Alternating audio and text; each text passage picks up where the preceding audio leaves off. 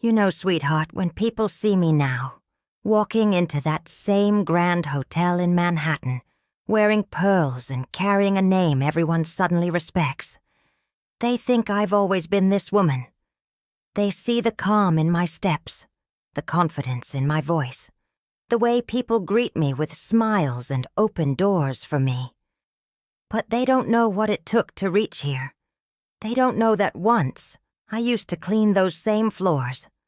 I used to stand behind those same tables, head bowed, trying to make myself invisible. It was 1985, New York City, the kind of city that never cared if you were breaking or breathing. The streets were loud, restless, full of dreams and heartbreak. I was 23, newly out of college, but too broke to chase anything other than survival. My parents had given everything they had to get me through school, and I couldn't ask for more. So I took the first job that came my way, a waitress position at the Madison Grand, one of the most talked-about hotels in Midtown Manhattan. To me, it was an opportunity, maybe even a start. But I didn't know then that sometimes beginnings don't come with kindness. The hotel was a world of its own. Crystal chandeliers, red velvet carpets, polished marble floors. But behind all that glamour was a place that fed off people like me. The owner, Mr. Raymond, was a man everyone feared. He was sharp-tongued, ruthless, and carried his arrogance like a badge. He would walk into the dining hall and everyone would straighten up like puppets on a string. I was new, naive, and desperate to please. I smiled too much, worked extra hours, and tried to stay out of his way. Still, it didn't take him long to find a reason to make me feel small. He had this habit. He'd pick one worker every few weeks and turn their life into misery. My turn came sooner than I expected. The first time he yelled at me was because a customer's steak wasn't cooked right. It wasn't even my table, but he didn't care. He stood in front of everyone and shouted, "Do you even know what service means, girl?" His voice echoed in the hall. I remember holding the tray so tightly my fingers turned white. I said, "I'm sorry, sir. I'll fix it." And he sneered, "You'd better if you want to keep your job." That night, I cried in the employee locker room until my tears dried into silence. Days passed, and I learned to live with the humiliation. I learned how to smile even when my stomach churned. But deep down, I began to change. Something hardened inside me, something that whispered that I wasn't born to serve people like him, forever. One Friday evening, I received my first small bonus for completing a month, without missing a single shift. It wasn't much, but it meant everything to me. My parents lived in Queens, and I hadn't seen them in weeks. So I thought, what could be more special than inviting them to dinner at the hotel where I worked? I wanted to make them proud. I wanted them to see their daughter working in a place so grand, serving in a hall that sparkled with gold and laughter. I talked to the restaurant manager, begged him for a small staff discount, and finally got approval. My heart felt light that entire week. The night they came, I can still remember every detail. My father wore his best gray coat, the one he only wore to church, and my mother had done her hair up neatly, wearing her favorite blue dress. When they walked into the hotel, their eyes widened like children's. "Oh my," my mother whispered. "Look at this place." I smiled, nervous but proud. I seated them at a corner table, lit a candle, and told them to order anything they liked. I wanted them to feel special. But fate, as it often does, decided otherwise. Mr. Raymond walked in that night, inspecting the staff as if we were machines. When his eyes caught my parents sitting at the corner table, his expression soured. He called me over. "Who are those people?" he asked sharply.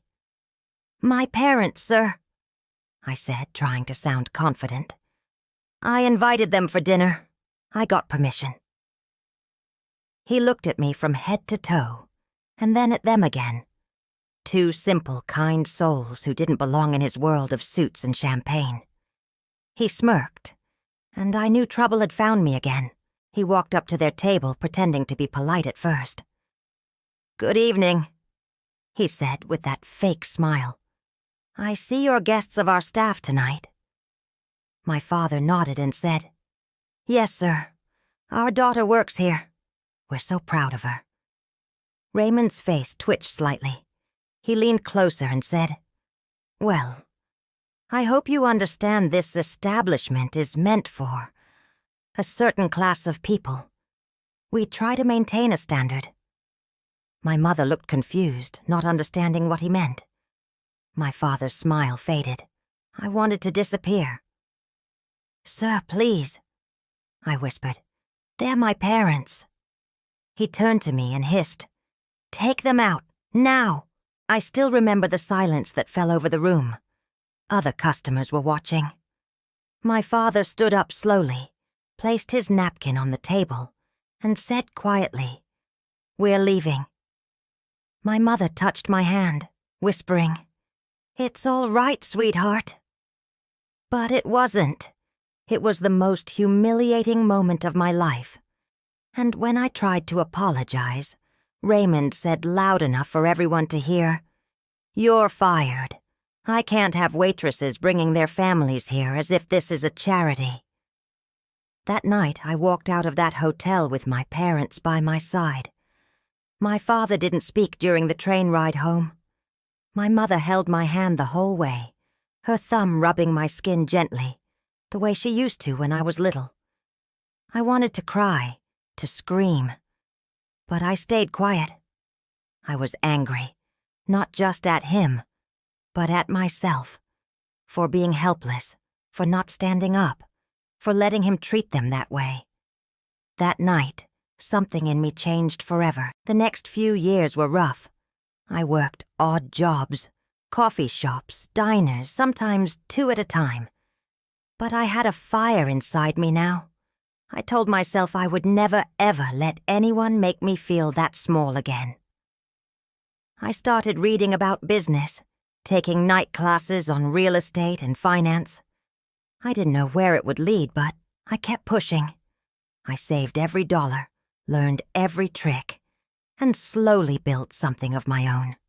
My first small success came when I helped an old woman sell her tiny apartment in Brooklyn for a good price. She told her friends, and soon I was helping more people. Within a few years, I had opened a small real estate office, just one desk and a flickering fluorescent light. But it was mine.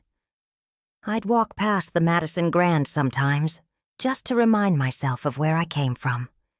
Each time I'd look at those golden letters on the glass doors and whisper, "One day." Decades passed. The city changed. I changed. The owner who once threw me out grew old and careless with his money.